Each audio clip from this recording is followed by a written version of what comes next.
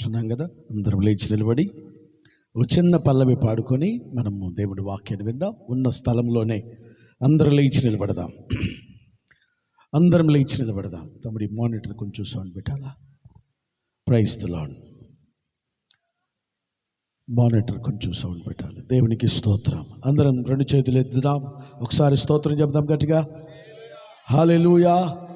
ఇంకా గట్టిగా హల్లెలూయా, హల్లెలూయా, హల్లెలూయా, హల్లెలూయా. వందనాలయ్యా, నీకే వందనాలయ్యా. యేసురాజనా యేసురాజా నీకే వందనాలయ్యా. యేసురాజనా యేసురాజా నీకే వందనాలయ్యా. యేసురాజనా యేసురాజా నీకే వందనాలయ్యా. యేసురాజనా యేసురాజా నీకే వందనాలయ్యా. వందనాలే వందనాలే వందనాలయ్యా, నీకే వందనాలయ్యా. వందనాలయ్యా, నీకే వందనాలయ్యా. చప్పట్లు కొడుతూ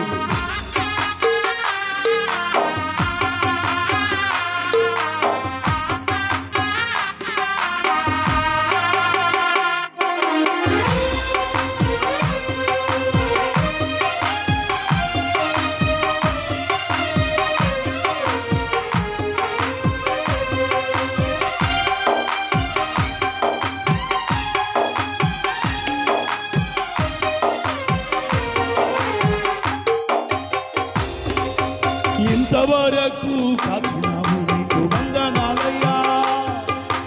ఎంతో మంచిగా చూసినందుకు వందనాలయ్యా.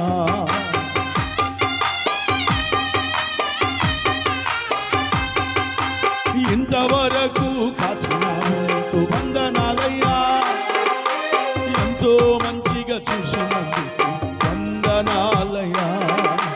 అమ్మ వలె నన్ను ప్రేమించినందుకు వందనాలయ్యా. అమ్మ వలె నన్ను ప్రేమించినందుకు వందనాలయ్యా. ఆ నాన్న వలె నన్ను లాలించినందుకు వందనాలయ్యా. మా నాన్న వలె నన్ను లాలించినందుకు వందనాలయ్యా. వందనాలే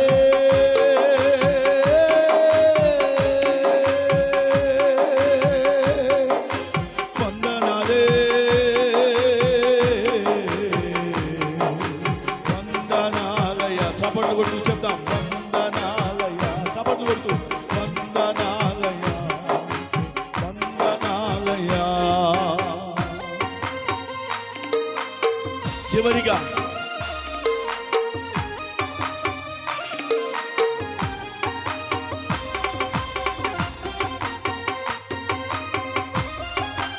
స్తోత్రం. హల్లెలూయా.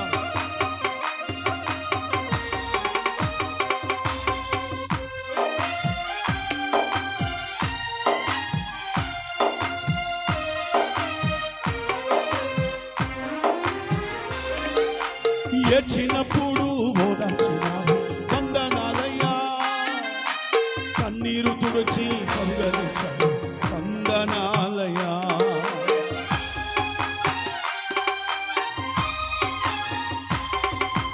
ఏడ్చినప్పుడు ఓదార్చినావు వందనాలయ్యా. కన్నీరు తుడిచి కరుగరించావు వందనాలయ్యా. చెయ్యి పట్టి నన్ను నడుపుచున్నందుకు వందనాలయ్యా. చెయ్యి పట్టి నన్ను నడుపుచున్నందుకు వందనాలయ్యా. ఆప్తుడ మిత్రుడ యేసయ్యా వందనాలయ్యా. ఆప్తుడ మిత్రుడ యేసయ్యా వందనాలయ్యా. వందనాలే వందనాలే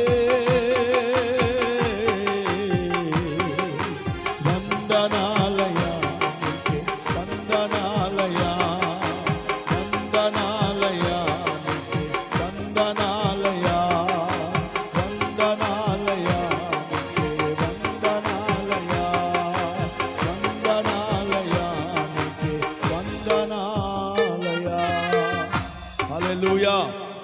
దయచేసి అందరం కూర్చుందాం. అందరం కూర్చుందాం. మరి ఈ రాత్రి మనందరికీ భోజనాలు ఉన్నాయి. అమ్మా, మీరు వాళ్ళని ఏం కదపొద్దు, వదిలేసేయండి. వాళ్ళు లెగుస్తారు, మీరేం మాట్లాడొద్దు. మరి అందరికీ మరి భోజనాలు చేశారు. మరి కిన్నెర యాకోబు, అలాగే సుబ్బులు గారికి తల్లిదండ్రులకు వందనాలు. రాజమోహన్ రావు దేవకరుణమ్మకి ప్రత్యేకమైన వందనాలు. అలాగే బాబురావు మరియు మరియమ్మ గారులకు ప్రత్యేకమైన వందనాలు. అలాగే విజయ్ భాస్కర్ మరియు ఆశాజ్యోతి వారికి వందనాలు. చేరువచ్చిన మీ అందరికీ పేరు పేరునామా నిండు వందనాలు తెలియజేస్తున్నాం. దేవుడు మిమ్మల్ని దీవించునుగాక. నిజంగా మీరెవరో మేమెవరమో, మరి ఈ కుటుంబం మమ్మల్ని చేర్చుకుంది. మంచి ఆతిథ్యం మాకు ఇచ్చారు, మా పట్ల చాలా ప్రేమ చూపారు. మరి ఈ కుటుంబాన్ని బట్టి సేవకులంగా మేమందరం వందనాలు చెల్లిస్తూ వారిని దీవిస్తున్నాం. హల్లెలూయా చెప్పండి గట్టిగా, హల్లెలూయా హల్లెలూయా. మరి బాపట్ల ప్రాంతంలో మరి మేమందరం సేవ చేస్తున్నాం. దావీదు పాస్టర్ గారు, అలాగే శ్యామ్ గారు, అవినాష్ గారు, మోషే గారు, యోహాన్ గారు, మేమందరం కలిసి పనిచేస్తున్నాం. మరి మాతో కలిసి విజయ్ భాస్కర్ కూడా పరిచర్యలో ఉన్నాడు. మరి దేవుని చిత్తమైతే దేవుని కృపను బట్టి దేవుడు ఆయన గొప్ప సేవకుడుగా వాడుకోబోతున్నాడు. స్తోత్రం చెప్పండి. హల్లెలూయా. మంచిది. సమయాన్ని నేను వ్యర్థం చేయను. కరెక్ట్గా 10:30కు ముగిద్దాం. భోజనాలు ఉన్నాయి. రాత్రి కూడా లేట్ అయిందని చెప్పారు. 100 6 100 అయినా ఖచ్చితంగా నేను 10:30కు ముగిచ్చేస్తా. ఆమె చెప్పండి. సంతోషంగా ఉన్నవారు గట్టిగా చెప్పాలి. సంతోషంగా ఉన్నవారు గట్టిగా స్తోత్రాలు చెప్పాలి. హల్లెలూయా. మంచిది. యెహెజ్కేలు రాసిన గ్రంథం 8వ అధ్యాయం మనం చూస్తే, యెహెజ్కేలు గ్రంథం 8వ అధ్యాయం మనం చూస్తే ఒక మాట చదవండి దయచేసి. అక్కడ యెహెజ్కేలు రాసిన గ్రంథము 8వ అధ్యాయం 6వ వచనాన్ని చదువుదాం. అంతటా ఆయన నాతో ఇలాగూ సెలవిచ్చెను, నరపుత్రుడా, వారు చేయు దానిని నీవు చూచుచున్నావు గదా. నా పరిశుద్ధ స్థలమును నేను విడిచిపోవునట్లుగా ఇశ్రాయేలు వారు ఇక్కడ చేయు అత్యధికమైన హేయ కార్యములు చూచిదివా. ఈ తట్టు తిరిగిన ఎడల వీటికంటే మరి అధికమైన హేయ కార్యములు చూచెదవు. చాలు. కొద్ది నిమిషాలు జాగ్రత్తగానండి. యెహెజ్కేలుకు మరియు దేవునికి సంభాషణ జరుగుతుంది ఇక్కడ. అందరు నా వైపు చూడండి. యెహెజ్కేలు అనే సేవకుడికి దేవునికి సంభాషణ జరుగుతుంది. ఈ సంభాషణలో దేవుడు యెహెజ్కేలుతో తన హృదయాన్ని పంచుకుంటున్నాడు. దేవుడు యెహెజ్కేలుతో తన భారాన్ని పంచుకుంటున్నాడు.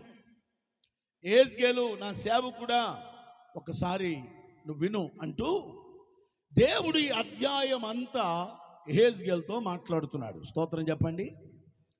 సరే, జాగ్రత్తగా మీరు వినండి. యెహెజ్కేలట తన ఇంటి దగ్గర కూర్చున్నాడట. యోధా పెద్దలతో మాట్లాడుకుంటున్నాడట. చాలా జాగ్రత్తగా. అప్పుడప్పుడు మన ఊరు పెద్దలు కూడా, అప్పుడప్పుడు ఊళ్ళల్లో పెద్దలు ఏం చేస్తారంటే, ఏదన్నా ఒక బెంచ్ దగ్గర, ఒక అరుగు మీదో, ఒక రచ్చడి దగ్గర కూర్చొని ముచ్చట్లు చెప్పుకోవడం అలవాటు.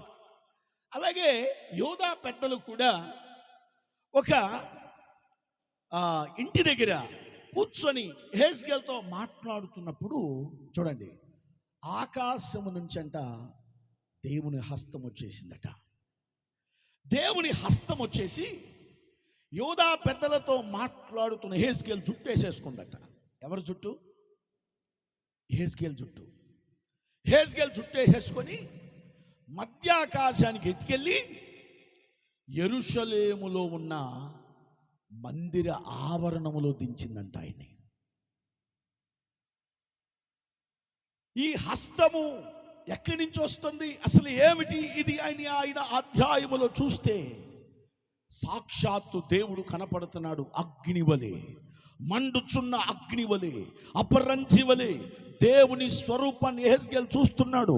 హస్తం వచ్చింది, జుట్టేసుకుంది, మధ్యాకాశానికి తీసుకెళ్ళి ఎక్కడ దించిందంటే, ఒక్కసారి మనం చూడండి 3వ వచనం చూస్తే, నేను దేవుని దర్శనములు చూచుచుండగా యెరూషలేమునకు ఉత్తర వైపునున్న ఆవరణ ద్వారము దగ్గర రోషము పుట్టించే విగ్రహ స్థానములో నన్ను ఎక్కడ దించాడంట దేవుడు? యెహెజ్కేలు తీసుకెళ్ళి యెరూషలేము మందిరములో ఉత్తర ద్వారము దగ్గర, ఉత్తర ప్రాకారము దగ్గర ఆయనను దించినప్పుడు యెహెజ్కేలుతో దేవుడు అన్నాడంట, అయ్యా యెహెజ్కేలు చూడు, ఓ సేవకుడా చూడు, యెరూషలేము నా మందిరం, యెరూషలేము నా పరిశుద్ధ స్థలం, యెరూషలేము నేను కోరుకున్న మందిరం, నిత్యము నేను నివసించే స్థలం, నిత్యము నేను అక్కడ నా కనుదృష్టించే స్థలం. కానీ ఇప్పుడు యెరూషలేము మందిరములో దాని ప్రాకారాల్లో ఏం పెట్టారో తెలుసా? నాకు రోషము పుట్టించే విగ్రహాన్ని పెట్టారు. నాకు రోషము పుట్టించే విగ్రహాన్ని పెట్టారు. కాబట్టి ఇప్పుడు నేనేం చేశానంటే పరిశుద్ధ స్థలాన్ని, పరిశుద్ధ మందిరాన్ని విడిచి నేను వెళ్ళిపోయాను. ఇశ్రాయేలు ప్రజలు అనుకుంటున్నారు దేవుడు మనతో ఉన్నాడని. యెరూషలేము వారు అనుకుంటున్నారు దేవుని మందిరములో దేవుడున్నాడని. యెరూషలేములో ఉన్న ప్రజలు అనుకుంటున్నారు దేవుని బిడ్డలమని. కానీ ఇప్పుడు దేవుడు యెరూషలేములో లేడు, అక్కడున్న మందిరములో కూడా లేడు. ఇప్పుడు ఆయన మందిరాన్ని విడిచి వెళ్ళిపోయాడట. మందిరములో ఆయన లేడు.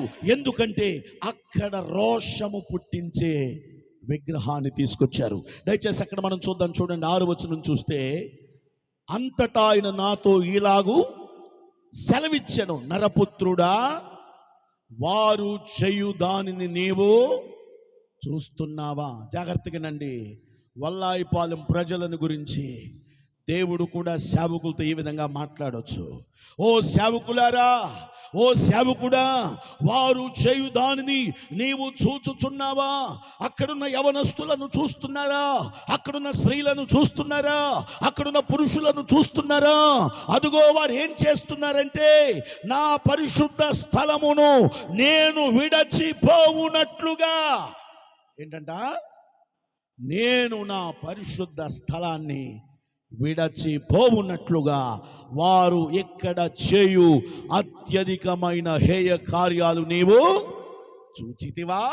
చూడు చూడు, చాలా మంది పెద్ద పెద్ద చర్చిలు కడుతున్నారు, టవర్ల మీద టవర్లు కడుతున్నారు, గంట పెడుతున్నారు, టైం టు టైం గంట చెప్తుంది, కుర్చీలు వేస్తున్నారు, మార్బల్స్ వేస్తున్నారు, గ్రానైట్ వేస్తున్నారు, ఎంతో అందంగా మందిరాలు కడుతున్నారు. నేను అడుగుతున్న ప్రశ్న, అక్కడ దేవుడు ఉన్నాడా? అక్కడ దేవుని మహిమ ఉన్నదా? ఆ స్థలములో దేవుడు నిలిచి ఉన్నాడా? దేవుడు యెహెజ్కేలుతో మాట్లాడుతున్నాడు. రోషము పుట్టించే విగ్రహాలున్నాయి, అందుకని నేను మందిరాన్ని విడిచి వెళ్ళిపోయాను. ఏమిటా విగ్రహాలు అంటే, మార్కు సువార్త 7వ అధ్యాయం 19వ వచనం చదవండి. ఏమిటా విగ్రహాలు అని ఒక్కసారి మనం చూడగలిగితే, మార్కు సువార్త 7వ అధ్యాయం 20వ వచనం నుంచి చదువుదా. మనుష్యుని లోపల నుండి బయలు వెళ్ళునవి మనుషుని అపవిత్రపరచును. లోపల నుండి అనగా మనుషుని హృదయములో నుండి దురాలోచనలు, జారత్వము, దొంగతనము, నరహత్య, వ్యభిచారము, లోభము, చెడుతనము, కృత్రిమము, కామ వికారము, మత్సరము, దేవదూషణ, అహంభావము, అవివేకము వచ్చును. ఈ చెడ్డవన్నీ లోపల నుండే బయలు వెళ్ళి మనుషుణ్ణి ఏం చేస్తున్నాయి? అందరు చెప్పండి స్తోత్ర. ఒక్కసారి మీరు కొరింథీ పత్రిక 3వ అధ్యాయం 16వ వచనం చదవండి నా కొరకు. ఒక్కసారి కొరింథీలకు రాసినటువంటి పత్రిక 3వ అధ్యాయం 16వ వచనం చదవండి. మొదటి కొరింథీ 3:16. మీరు జీవము గల దేవుని ఆలయమై ఉన్నారనియు దేవుని ఆత్మ మీలో నివసించుచున్నదని మీరెరుగరా? ఎవడైనను దేవుని ఆలయమును పాడు చేసిన ఎడల దేవుడు వానిని పాడు చేయును. దేవుని ఆలయము పరిశుద్ధమై ఉన్నది, మీరే ఆలయమై ఉన్నారు. స్తోత్రం చెప్పు. ఇప్పుడు యెహెజ్కేలుతో దేవుడు ఏం చెప్పాడు? నేను నా పరిశుద్ధ స్థలాన్ని విడిచి ఉన్నానా, వెళ్ళిపోయానా? వెళ్ళిపోయా. ఇప్పుడు మందిరములో నేను లేను, చర్చిలో లేను, అక్కడున్న ప్రజలతో నేను లేను, వెళ్ళిపోయా. ఎందుకంటే నాకు రోషము పుట్టించే విగ్రహాలు కనబడతాయి. జాగ్రత్తగా చూడండి. అసలు మందిరం అంటే ఎవరు? పాత నిబంధన కాలములో రాళ్లతో కట్టిన మందిరములో దేవుడు ఉన్నాడు. క్రొత్త నిబంధన కాలములో, ఈనాటి కాలములో ఆయన మందిరాల్లో, రాళ్లతో కట్టిన మందిరాల్లో ఉంటల్లా. ఆయన ఎవరి మందిరాల్లో ఉంటున్నారంటే నీవు నేనే ఇప్పుడు జీవమగల దేవునికి మందిరమై ఉన్నాం. దేవునికి స్తోత్రం. అందుకని మాట్లాడుతున్నాడు, మీరు దేవుని ఆలయమై ఉన్నారనియు దేవుని ఆత్మ మీలో నివసించుచున్నదని మీరెరుగరా? ఎవడైనను దేవుని ఆలయమును పాడు చేస్తే నేను వానిని పాడు చేస్తాను. దేవుని ఆలయము పరిశుద్ధమై ఉన్నది, ఆ ఆలయము మీరే. ఇక్కడ కూర్చున్న వినండి విశ్వాసులారా, మీరే దేవుని ఆలయమై ఉన్నారు. ఇప్పుడు ఆయన రాళ్లతో కట్టిన మందిరాల్లో ఉండట్లా. నువ్వు ₹1,00,00,000 పెట్టి మందిరం కట్టి ఆయనకు అక్కర్లేదు. నువ్వు గ్రానైట్ వేసి కట్టి ఆయనకు అక్కర్లేదు. ఇప్పుడు ఆయనకి ఎవరు కావాలంటే ఇక్కడ కూర్చున్న నువ్వే కావాలి. దేవునికి స్తోత్రం చెప్పండి. హల్లెలూయా. అందుకొరకు ఆయన రక్తము కార్చాడు, అందుకొరకు ఆయన ఈ లోకానికి వచ్చాడు, అందుకొరకు ఆయన నిన్ను ప్రేమించాడు. ఈ రాత్రి వల్లాయి పాలెములో ఉన్న మందిరము ఆయనకి ప్రాముఖ్యం కాదు. ఎవరి ప్రాముఖ్యం? ఎవరు కావాలి? నువ్వే కావాలి. నీలో ఆయన ఉండాలనుకుంటున్నాడు, తన ఆత్మ నీలో ఉంచాలనుకుంటున్నాడు, నీకు సమాధానం ఇవ్వాలనుకుంటున్నాడు, నీకు క్షేమాన్ని ఇవ్వాలనుకుంటున్నాడు, నీకు ఆశీర్వాదం ఇవ్వాలనుకుంటున్నాడు, నీకు స్వస్థతని ఇవ్వాలనుకుంటున్నాడు, నిన్ను ప్రేమించాలనుకుంటున్నాడు. అందుకొరకు ఆయన నీ కొరకు దిగి వచ్చాడు. కానీ ఇప్పుడు నువ్వేం చేస్తున్నావు తెలుసా? ఆ ఆలయాన్ని పాడు చేస్తున్నావు. ఎలా పాడు చేస్తున్నావు అంటే, మార్క్స్ వార్తలు మనం చదివాం 21వ వచనములో, మనుషుని హృదయములో నుండి ఏమొస్తున్నాయట? దురాలోచనలు, జారత్వం, వ్యభిచారం, కామకత్వం, దేవదూషణ, అహంభావం, గర్వం, అతిశయం, కక్షలు, భేదాలు, విమతములు, మత్సరములు, జగడములు, అనేక రకాలైన బూతులు, పోకిరి మాటలు, పేకాట, కోడి పందాలు, రకరకాలైన ఇదిగో భయంకరమైన కార్యాలు చేస్తున్న నీవు దేవుని మందిరాన్ని పాడు చేస్తున్నావు. దేవుడు నీలో నివసించాలని ఆశపడుతుంటే, దేవుడు నీ ఇంటికి రావాలని ఆశపడుతుంటే, దేవుడు నిన్ను ఆశీర్వదించాలని కోరుకుంటుంటే, ఇప్పుడు మందిరాన్ని ఏం చేస్తున్నావు నువ్వు? ఎప్పుడు బొగ్గన తంబాకు ఉండాల్సిందే, పొగాకు ఉండాల్సిందే, బొడ్లో 90 సీసా నీకు ఉండాల్సిందే, నీ ఇంట్లో ఎప్పుడు సినిమాలు థియేటర్ లాగా మోగాల్సిందే, నీ ఇంట్లో ఎప్పుడు సీరియళ్ళు 24 గంటలు ఆడాల్సిందే. అందుకని దేవుడు నాకు ఈ మందిరం వద్దు, నాకు ఈ దేవాలయం అక్కర్లేదు, నేను విడిచి వెళ్ళిపోతున్నా, నాకు అవసరం లేదు, నాకు అక్కర్లేదు, నేను ఈ మందిరాన్ని విడిచి వెళ్ళిపోయాను. అయ్యో, దేవుడే లేకపోతే మందిరం ఎందుకు? దేవుని మహిమే లేకపోతే మందిరం ఎందుకు? దేవుడే లేని మందిరములో మనం కూర్చొని ఏం చేస్తాం? ఎమ్మెల్యే లేకుండా సభ ఎందుకు? సీఎం గారు లేకుండా సభ ఎందుకు? ఉండవలసిన వాడు ఉండాలి కదా. ఈ రాత్రి ఆలోచించండి. ఓ యెహెజ్కేలా, నేను నా మందిరాన్ని విడిచి వెళ్ళిపోయాను. ఎందుకంటే నాకేం కనపడుతున్నాయి అక్కడ? రోషము పుట్టించే ఎవరు మందిరం? రాళ్లతో కట్టింది కాదు, మనమే దేవుని ఆలయం. ఎవడైనా దానిని పాడు చేస్తే నేను వానిని, నువ్వు పేరుకు బాప్తీసం తీసుకున్నావు కానీ బూతులు మానుకోవాలా, బాప్తీసం తీసుకున్నావు కానీ అబద్ధాలు మానుకోవాలా, బాప్తీసం తీసుకున్నావు కానీ ఇంకా నీలో పోకిరి మాటలు పోలా, బాప్తీసం తీసుకున్నావు కానీ ఇంకా నీలో కక్షలు చావలా, బాప్తీసం తీసుకున్నావు కానీ ఇంకా నీలో పగపోలా. నేనంటాను, అసలు దేవుడే లేడు పో. దేవుళ్ళే నీ జీవితం ఎందుకు? దేవుడు లేని మందిరం ఎందుకు? అసలు బతికేదే దేవుడి కోసం కదా. ఆలోచించండి. రోషము పుట్టించే విగ్రహాలు ఈ రాత్రి మన దేవాలయంలో నుంచి బయట పారవేయుదము గాక. ఈ రాత్రి రోషము పుట్టించే విగ్రహాలు బయటికి వెళ్ళిపోతే జీవమగల దేవుడు మనలోనికి వస్తాడు. ఆయన ఉన్న చోట సమాధానం ఉన్నది, ఆయన ఉన్న చోట సంతోషం ఉన్నది, ఆయన ఉన్న చోట ఆరోగ్యం ఉన్నది, ఆయన ఉన్న చోట క్షేమం ఉన్నది. రా, ఈ రాత్రి నీ హృదయంలో నుంచి రోషము పుట్టించే విగ్రహాలు బయట పారవై దేవుడు లోపలికి వస్తాడు. అందుకే నేను మాట్లాడుతున్నాడు, ఇదిగో నేను తలుపు దగ్గరుండి తట్టుచున్నా, ఎవడైనను నా స్వరం విని తలుపు తీస్తే నేను వారి లోపలికి వస్తా. దేవునికి స్తోత్రం చెప్పండి. హల్లెలూయా, హల్లెలూయా. అప్పుడప్పుడు నేను ప్రయాణం చేస్తా, కోట్ల రూపాయలు ఖరీదు చేసే మందిరాలను చూస్తా. పెద్ద టవర్లు ఉంటాయి, ఎంత సుందరంగా ఉంటాయి అంటే మా చర్చీలు చూస్తే మనం కూడా ఇట్టాటి కట్టాలరా అనిపించింది. నేను అంటాను, వెళ్తా అనుకుంటాను, అయ్యా ఇంత బాగా కట్టారు, మరి నువ్వు ఉన్నావు అక్కడ అని అడగాలనిపిస్తుంది. ఎవరిని? దేవుణ్ణి. విశ్వాసులు తెల్ల కొట్లు వేసుకొని బైబిల్ పట్టుకొని యామారకొని చర్చికి పోయి కూర్చుంటారు. వాళ్ళని చూసి అడగాలనిపిస్తుంది దేవుని ఏమని, అయ్యా వీళ్ళు ఇంత చక్కగా రెడీ అయ్యి వచ్చారే, వీరిలో దేవుడు ఉన్నాడా? నో. నీలో బూతులు చావనంత కాలం, కక్షలు చావనంత కాలం, నీలో వ్యభిచారము చావనంత కాలం, నీలో త్రాగుడు చావనంత కాలం, నీ ఇంట్లో సినిమాలు మాననంత కాలం, నీ ఇంట్లో అబద్ధాలు మాననంత కాలం, నీ ఇంట్లో కామకత్వం మాననంత కాలం, నీ ఇంట్లో భయంకరమైన పేకాట కోడి పందాలు మానుకోనంత కాలం నీ దేవాలయంలో దేవుడు లేడు. అది వట్టిదే.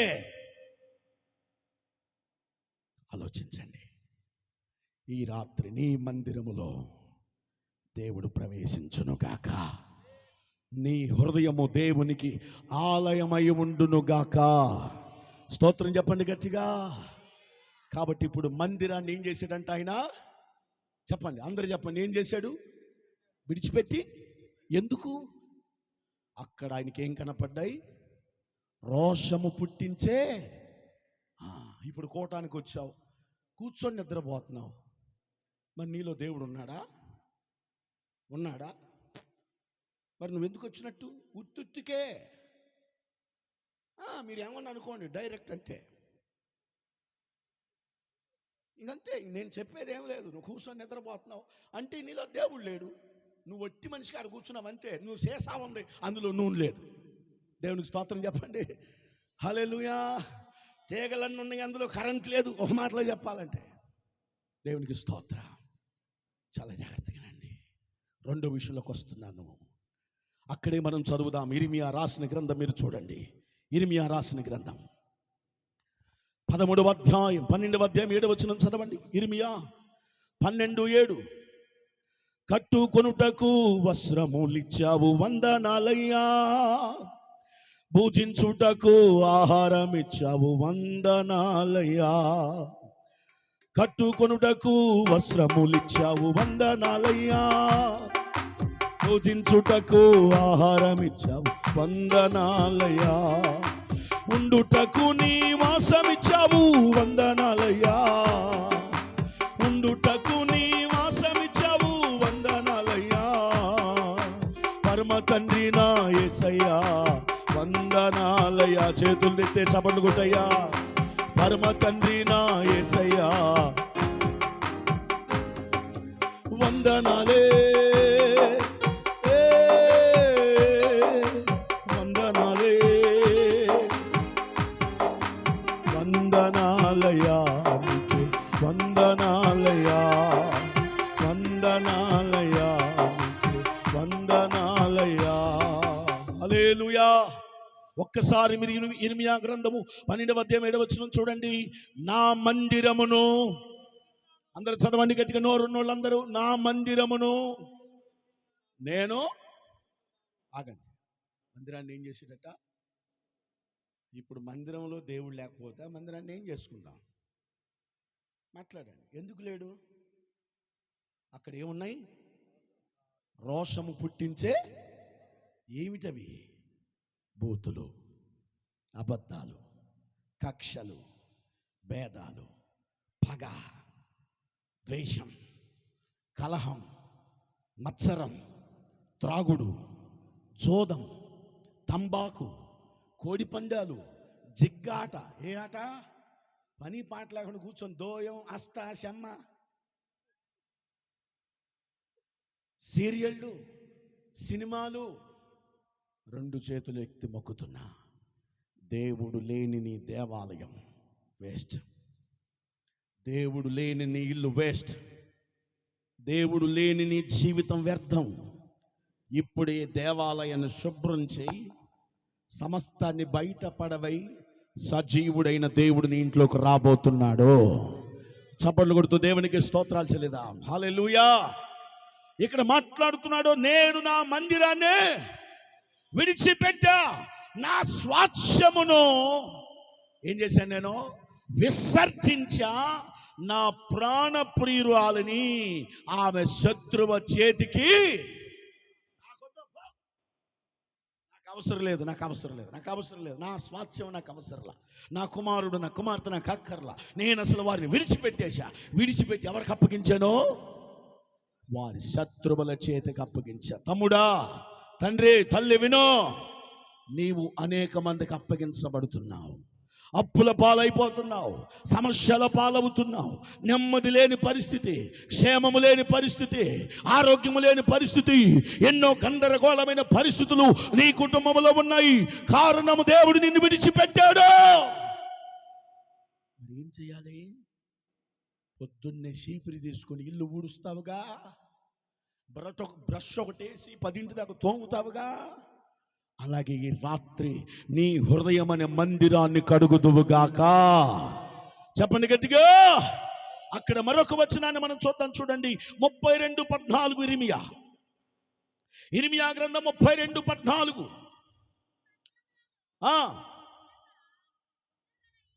32:14 నాన్నగా. మరియు నా పేరు పెట్టబడిన మందిరమును అపవిత్రపరుచుటకు దానిలో హేయమైనవి పెట్టిరి. అమ్మా, అయ్యా, వింటున్నారా? అందరూ మరలా చదువుదాం. ఆ మాట చదవండి. 32:34 వచనం మనం చదివితే, మరియు నా పేరు పెట్టబడిన నా మందిరాన్ని అపవిత్రపరచడానికి అందులో ఏం పెడుతున్నారు?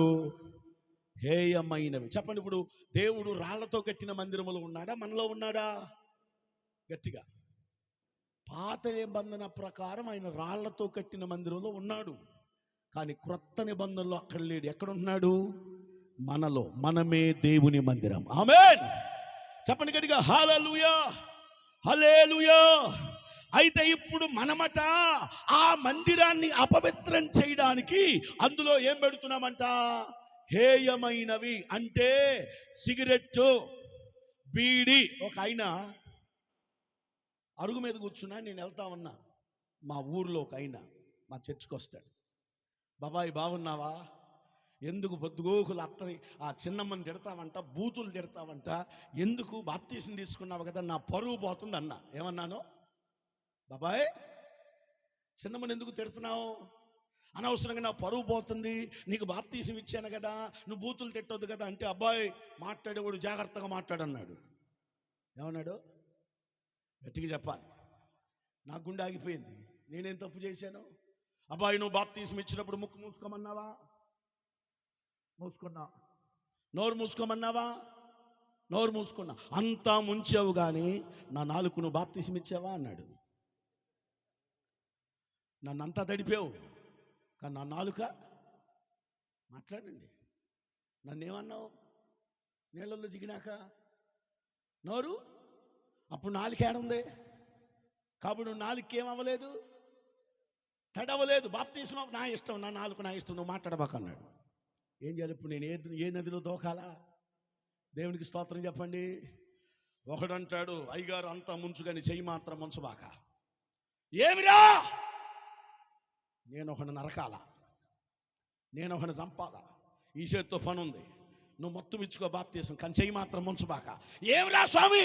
లేదు లేదు, మనిషిని చంపితే కానీ నా పగ సల్లారు. ఇట్లాంటి వాళ్ళంతా క్రిస్మస్కి వెళ్ళి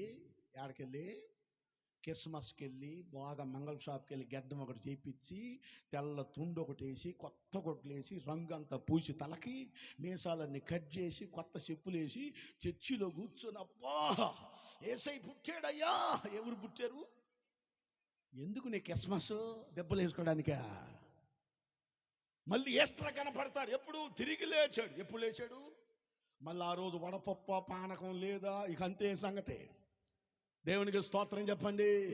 నేను విమర్శించట్లేదు, నా బాధల్లో ఒకటే, దేవుడు లేని మందిరం ఎందుకు, దేవుడు లేని భక్తి ఎందుకు, దేవుడు లేని బైబిల్ ఎందుకు, దేవుడు లేని కుటుంబం ఎందుకు?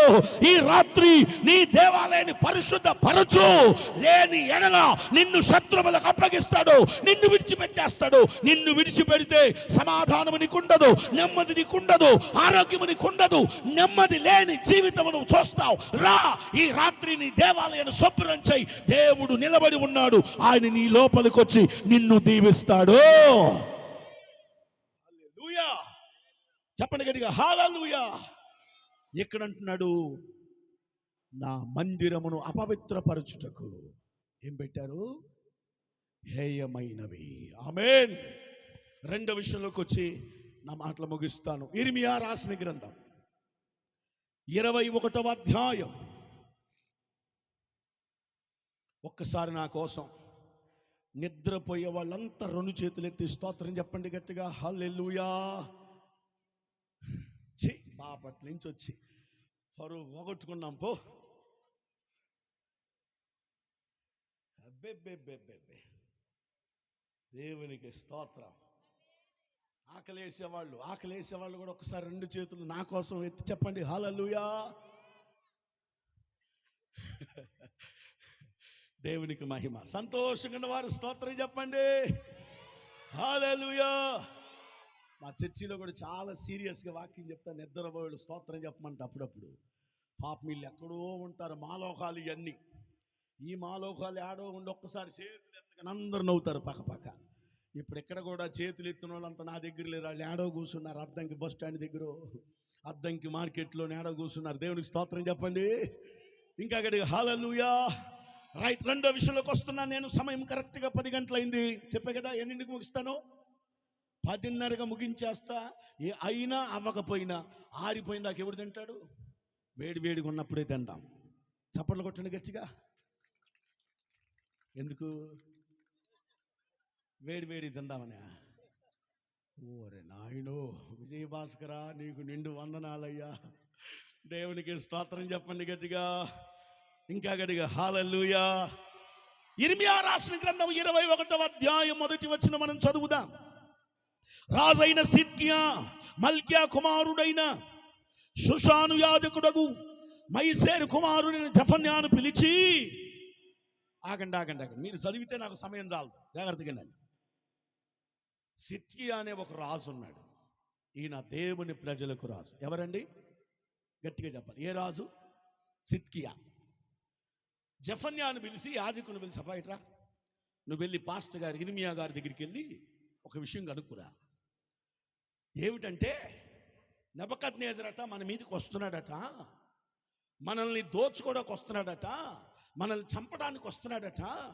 దేవుడు ఏ విధంగా కాపాడుతాడో, ఏ విధంగా రక్షిస్తాడో కొంచెం నువ్వు వెళ్ళి పాస్టర్ గారి దగ్గర కనుక్కురమ్మని ఈ సిద్కియా అనే రాజు ఎవరిని పురమాయించాడు? జెఫన్యా అనే సేవకుణ్ణి పురమాయించాడు. సరే, మరి రాజు చెప్పిన పని చేయాలిగా. ఎవరు చెప్పిన పని చేయాలిగా.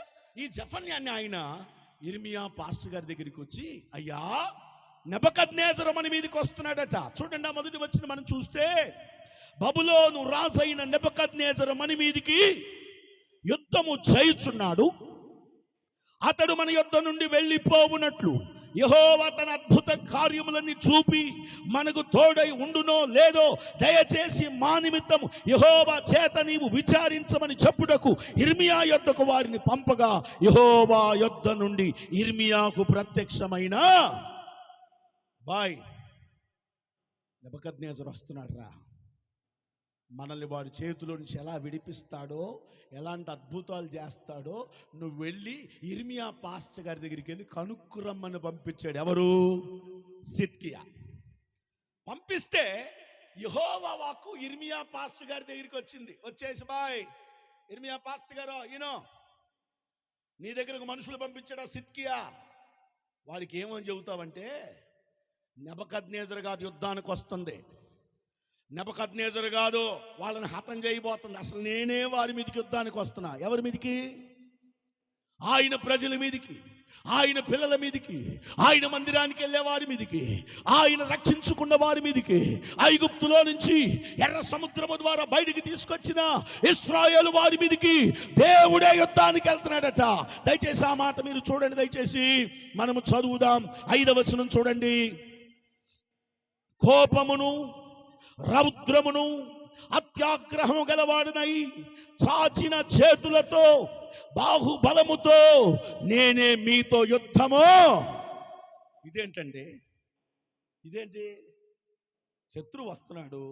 ఎవరా శత్రువు? నెబుకద్నెజరు. ఎవరి మీదకి వస్తున్నాడు? దేవుని ప్రజల మీదకి వస్తున్నాడు. ఇప్పుడు దేవుడు ఏం చేయాలి? సహాయం కాపాడాలిగా. ఇప్పుడు మీరు పంటలు వేస్తున్నారు, మీ పంటను ఏం చేయాలి? దేవుడు కాపాడాలి. మీరు ప్రయాణాలు చేస్తున్నారు, దేవుడు మీ ప్రయాణాలు ఏం చేయాలి? కాపాడాలి. మీకు బలహీనతలు వచ్చినాయి, దేవుడు ఏం చేయాలి? కానీ ఇప్పుడు పాస్టర్ గారి ద్వారా ఏం చెప్పిస్తున్నాడంటే, అసలు నెబుకద్నెజరు రావటం కాదు బాబు, నేనే చాచిన చేతులతో బాహుబలముతో నేనే ఇశ్రాయేలు ప్రజలతో యుద్ధము అంటూ 3 విషయాలు చెప్పాడు. ఓ ఇర్మియా, నువ్వు వారికి ఏం చెప్పాలంటే, కత్తి చేత అనండి. అమ్మా పాప, మా పసిపిల్లలు మాట్లాడుతున్నారు కానీ ఇక్కడ కూర్చున్న బ్యాచ్ ఎవరు మాట్లాడుతున్నా. అమ్మ బతికే ఉన్నారా? ఉన్నారమ్మా? ఉన్నారా? ఉంటే స్తోత్రం చెప్పండి నోరెత్తి. అమ్మా ఇప్పుడు క్లారిటీ వచ్చింది. దేవునికి స్తోత్రం చెప్పండి గట్టిగా. ఒకటి, దేంతో వస్తున్నాడట? ఏం పంపించబోతున్నాడు వారి మీదకి? కత్తి. రెండవది తెగులు. మూడవది క్షామాన్ని పంపి నా ప్రజలను నేనే హతం చేయబోతున్నానని చెప్పమన్నాడు ఇర్మియానే. అయ్యి బాబోయ్, ఏంటయ్యా? ఇర్మియా అంటాడు, ఏంటయ్యా నీ ప్రజలు కదయ్యా. నేను అలసిపోయినా నీకెవరు చెప్పారమ్మా? సిగ్నల్ వచ్చింది నాకు, నువ్వు తొందరగా మంచిలాగా ముగిస్తే మేము వేడి వేడి తింటామని మనకు సిగ్నల్ వచ్చింది. తప్పటి కూడా దేవునికి స్తోత్రం చెప్పండి గట్టిగా, ఇంకా గట్టిగా. హల్లెలూయా. ఇంతవరకు కాచినావు, నీకు వందనాలయ్యా, ఎంతో మంచిగా చూసినందుకు వందనాలయ్యా. చెప్పు. ఇంతవరకు కాచినావు, నీకు వందనాలయ్య కాదు, ఇంతవరకు కాచినావు, నీకు వందనాలయ్యా, ఎంతో మంచిగా చూసినందుకు వందనాలయ్యా. చెప్పాలి. ఇంతవరకు కాచినావు, నీకు వందనాలయ్యా, ఎంతో మంచిగా చూసినందుకు వందనాలయ్యా. అమ్మ వలె నన్ను ప్రేమించినందుకు వందనాలయ్యా, అమ్మ వలె నన్ను ప్రేమించినందుకు వందనాలయ్యా, మా నాన్న వలె నన్ను లాలించినందుకు వందనాలయ్యా, మా నాన్న వలె నన్ను లాలించినందుకు వందనాలయ్యా. వందనాలే. చెయ్యెత్తి చూపిస్తూ వందనాలే, వందనాలయ్యా, వందనాలయ్యా, వందనాలయ్యా, నీకే వందనాలయ్యా. చెప్పండి గట్టిగా హల్లెలూయా. ఇప్పుడు నెబుకద్నెజరు వస్తున్నాడు. నువ్వేం అద్భుతం చేస్తావో, ఏ అద్భుతం చేసి కాపాడుతావో సహాయం చేయమని ఇర్మియా దగ్గరికి సేవకుని పంపిస్తే దేవుని వాక్కు అంటుంది, అసలు వాడుగా యుద్ధం ఎవరు చేస్తున్నారు? నేనే. ఎలా చేస్తున్నాను? చాచిన చేతులతో బాహుబలముతో యుద్ధం చేయబోతున్నా. ఇంకా నేనేం చేయబోతున్నానంటే వారిని కత్తి చేత చంపబోతున్నా, తెగులు చేత చంపబోతున్నా, క్షామం అనగా కరువు చేత చంపబోతున్నా. అయ్య బాబోయ్, ఇర్మియా అంటాడు, ఇదేంటయ్యా, వారు నీ పిల్లలు కదయ్యా, నీ పిల్లలు కదయ్యా, వారిని కరువు చేత చంపడం ఏంటి? అయ్యో, వారిని తెగులు చేత చంపడం ఏంటి? అయ్యో, వారిని కత్తి చేత చంపడం ఏంటి? ఇర్మియా ఆగో, నా ప్రజల గురించి నీకు తెలీదు. ఒక విషయం చెప్తా, ఏంటంటే 2వ దినవృత్తాంతములు 36వ అధ్యాయం చూడండి, వాళ్ళు ఎలాంటి వారు.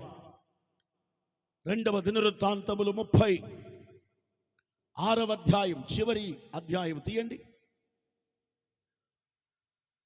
చివరి అధ్యాయము దయచేసి మనం చూద్దాం. 12వ వచనం నుంచి 36:12. అతడు యెహోవా దృష్టికి చెడు నడత నడుచుచు తాను ఆయన నియమించిన ప్రవక్త ఇర్మియా మాట వినక తన్ను తాను తగ్గించుకొనక. 11వ వచనం చూడండి. సిద్కియా యాలన ఆరంభించినప్పుడు, అందరు నా వైపు చూడండి. ఏ రాజునా గట్టిగా, ఏ రాజు సేవకుడు దగ్గరికి పంపించాడు కదా మనిషిని. ఏ సేవకుడు? ఇర్మియా దగ్గరికి. ఇర్మియా ఇప్పుడు మంచి మాటలు చెప్పాడా, కఠినమైన మాటలు చెప్పాడా? దేవుడు కాపాడతలేదు, దేవుడే యుద్ధము చేస్తాడు అని వర్తమానం వచ్చింది.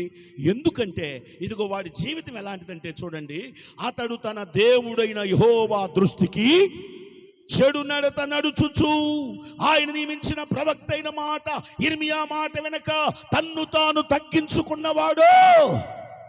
ఈరోజు ఇక్కడ కూర్చున్న సభలో ఎంతమంది మీరు దేవుని మాట వినేవారు ఉన్నారో నాకు తెలియదు.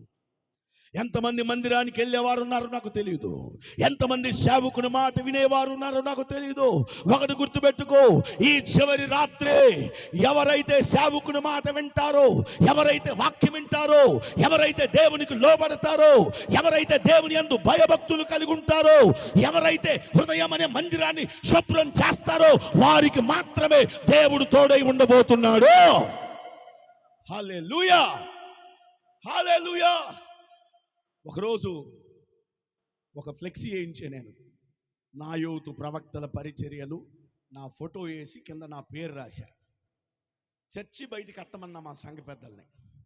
అసలు వాళ్ళు ఇష్టపడలేదుగా కడతాకి, అస్సలు ఇష్టపడలా. చర్చి లోపల కట్టమన్నా డయాస్ దగ్గర వాళ్ళు నా ఫోటో కడతాకి, నా ఫ్లెక్సీ కడతాకి వాళ్ళు అల్లాడిపోయి బయట 2 కర్రలు వేసి బయట కట్టబోతున్నారు. ఈ లోపు నేను బండి వేసుకెళ్ళా. అబ్బాయి మీకేం చెప్పాను, లోపల కట్టమన్నాను కదా, బయట ఎందుకు కడుతున్నారంటే మా ఫోటోలు లేవుగా. ఏమలేవు చెప్పండి అమ్మా అంతే, మా పేరు చెప్పలేదుగా. మేము 2 ఏళ్ళు ఇచ్చాం, 5 కట్టలు ఇచ్చాం, 14 కట్టలు ఇచ్చాం, 36 ఇచ్చాం. మా పేరు చెప్పారా? అసలు మమ్మల్ని మెచ్చుకున్నారా? ఏ కాలికి కొండెక్కి రెండోసారి పిలిస్తే నేను రానబ్బా, నేను రాలా, నేను రాను. ఎందుకంటే ఏం చెప్పలేదు? గట్టిగా చెప్పండి. ఈరోజు తగ్గింపు లేని వారి దగ్గర దేవుడు ఉండడు. మనుషుల ఘనతను కోరుకునే వాడి దగ్గర దేవుడు ఉండడు. మనుషులు కాదు మెచ్చుకోవాల్సిందే, మనుషులు కాదు గణపరచవలసిందే. సజీవుడైన దేవుడే ఈ రాత్రి నిన్ను గణపరచునుగాక. నీవు మనుషులు కనపడాలని చేయొద్దు, దేవునికి కనపడాలని చెయ్యి. మనుషులు మెచ్చుకోవాలని చేయొద్దు, దేవుడు మెచ్చుకోవాలని చెయ్యి. నీ పేరు చెప్పినా చెప్పకపోయినా నువ్వు చేసే ప్రతిదీ దేవునికి తెలుసు. ఆయన నీ కుటుంబాన్ని దీవించబోతున్నాడు. చెప్పండి గట్టిగా హల్లెలూయా. వీళ్ళేమి లేదు, తగ్గింపు లేదు, మాట వినడు, దేవునికి దగ్గరికి రాడు, చెప్పింది చేయడు. ఇప్పుడు సమస్య రాగానే ఎవరి దగ్గరికి పంపించాడు? ఇర్మియా దగ్గరికి పంపించాడు. ఇంకా ఏం చేశాడో ఒక 5 నిమిషాల్లో మనం ముగించుకుందాం రండి. దయచేసి మనం చూస్తే 14వ వచనం చూడండి, 13వ వచనం. మరియు దేవుని నామమును బట్టి ప్రమాణము చేయించిన నెబుకద్నెజరు రాజు మీద అతడు తిరుగుబాటు చేసెను. మొండితనము వహించి ఇశ్రాయేలుల దేవుడిని యెహోవా వైపు తిరగక మనసును ఏం చేసుకున్నాడట? కఠినం చేసుకున్నాడు. తమ్ముడా, నువ్వెన్నిసార్లు నీ మనసును కఠినం చేసుకున్నావు దేవుడి దగ్గరికి రమ్మంటే? తల్లి, ఎన్నిసార్లు మీరు మీ మనసును కఠినం చేసుకున్నారు? ఎన్నిసార్లు మీరు తగ్గించుకోకుండా మిమ్మల్ని మీరు హెచ్చించుకున్నారు? ఎన్నిసార్లు సేవకుని మాట వినకుండా తిరుగుబాటు చేశారు? ఎన్నిసార్లు మీరు దేవుని నామానికి అపవిత్రంగా బ్రతికారు? అందుకని దేవుడు అంటున్నాడు, నాకు ఈ మందిరం వద్దు, నాకు ఈ పెద్దలు వద్దు, నాకు ఈ యవనస్తులు వద్దు. ఎందుకంటే నేను పిలిచినప్పుడు వారు పలకట్లా, నేను చెయ్యి చాచినప్పుడు వారు నా చెయ్యి పట్టుకోట్లా. ఎన్నిసార్లు గద్దించిన వారు నాకు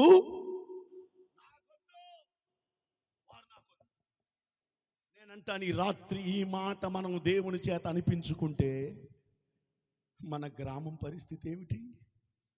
దయచేసి ఈ సిద్కియా రాజు దేవుని మాట విన్నవాడు కాదు, తగ్గించుకున్నవాడు కాదు.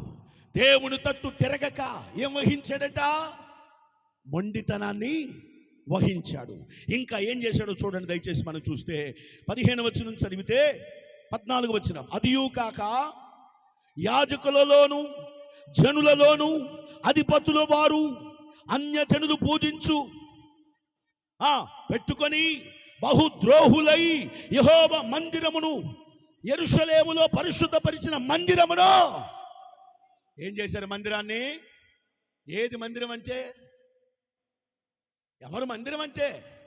నువ్వు నేనేగా.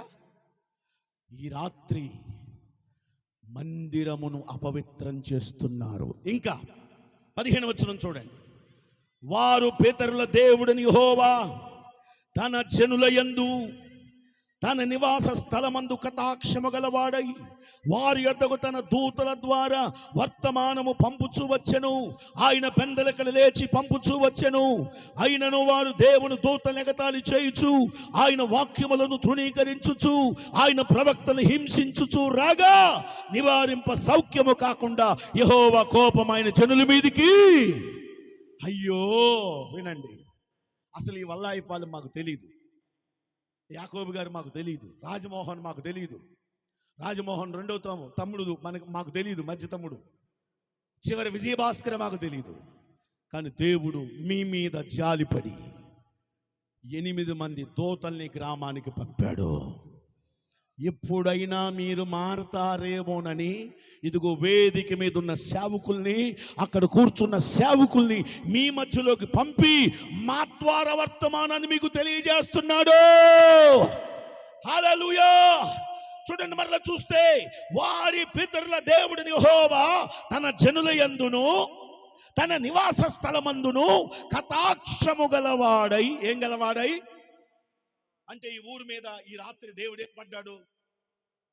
కనికరం చూపి భాస్కర్ని లేవనెత్తుకున్నాడు. స్తోత్రం చెప్పండి. మందిరం పాడైపోయింది, సజీవమే మందిరాలు, కదిలే మందిరాలు.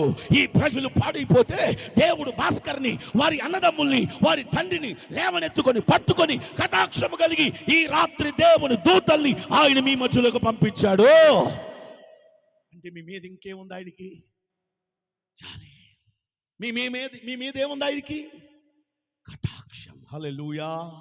అక్కడ రాయబడిన మాట, తన జనుల యందును తన నివాస స్థలమందు ఏం కలిగిన వాడై? కటాక్షము కలవాడై వారి యొద్దకు ఏం పంపించాడు? దూతలను. ఈ 2 రోజులు ఎంతమంది వచ్చారు తెలుసు మీ దగ్గరికి? 8 మంది. మాది ఒక్కొక్కరిది ఒక్కొక్క ఊరు. ఉదయం బయలుదేరాం 7ంటికి కర్లపాలెం బాపట్లో, 11 అయింది ఇక్కడికి వచ్చేసరికి. కేవలం మేము రాలేదు, మా దేవుడే మీ దగ్గరకు మమ్మల్ని పంపాడు. హల్లెలూయా. ఎందుకు పంపించాడంటే మీ మీద కటాక్షం ఆయనకున్నది, చాలా ఆయన మీదకున్నది. ఎప్పుడైనా ఈ రాత్రైనా నీ మందిరాన్ని బాగు చేస్తావని, నీ మందిరాన్ని పరిశుద్ధపరుస్తావని, ఆయనను ఆహ్వానిస్తావని, ఆయన నీలో నివసించాలని కోరుకొని మరొక్కసారి హెచ్చరిక చేయడానికి మీ దగ్గరకు మమ్మల్ని పంపాడు. హల్లెలూయా. చెప్పండి గట్టిగా హల్లెలూయా. వాళ్ళట ఏం చేశారు చూడండి, ఆయన వారిని పెందలకడ పంపుచు వచ్చాను. ఏం చేస్తా వచ్చాడు?